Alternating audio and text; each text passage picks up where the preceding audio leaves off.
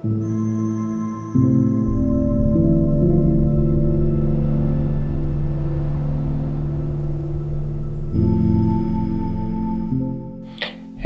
my name is Lukho Witbooi. I'm a writer from South Africa, Cape Town, and I'm also the editor of the ARAK Journal.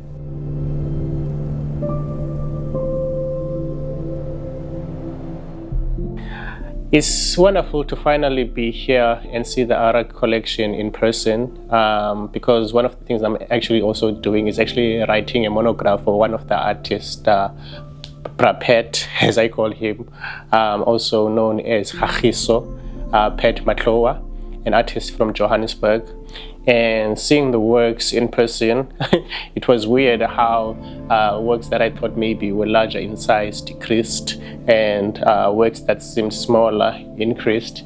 So the impression of the sensory experience, seeing the paint, seeing how basically his technique becomes clear, is something that is very immersive and impressive. And this goes for other works, because one of the other things that I do is commission writers to write about particular artists, whether articles or monographs or interview questions.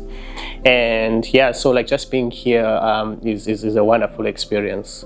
I would also just like to touch a little bit on the ARAK Journal, which is a journal that I am the founding editor of, per the instructions of our founder, Mr. Rahman, and how it seeks, in a sense, to respond to some of the scholarship that the ARAK Collection does and complement it.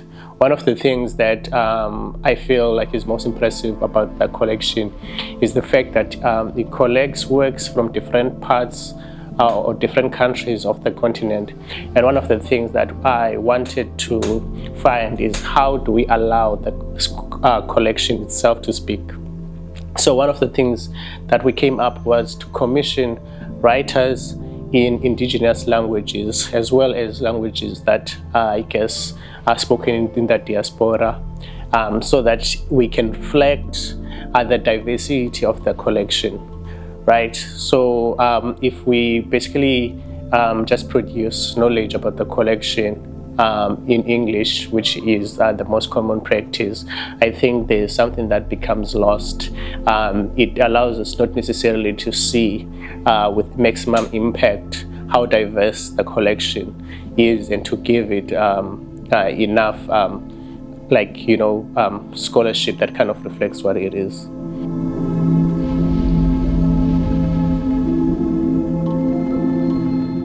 It's my first time in Doha, and it's been quite an experience being in a majority Muslim country. As a South African, I am familiar with people who practice Islam, especially in Cape Town. Some I studied with them. So one of the things that I love about South Africa is that for the most part we are very diverse when it comes to people in religion, but somehow we're still very cohesive. But now to actually kind of flip that and come to a country that basically is a Muslim country has been quite an experience, especially since the impression for most part when it comes to Islam is through the media. And to kind of come here and relate to people on a personal level is something that I will always carry with me. In fact, it's healing, because most countries, I think, have their own unique problems. But when you live in a country for so long, somehow it seems fated, those challenges.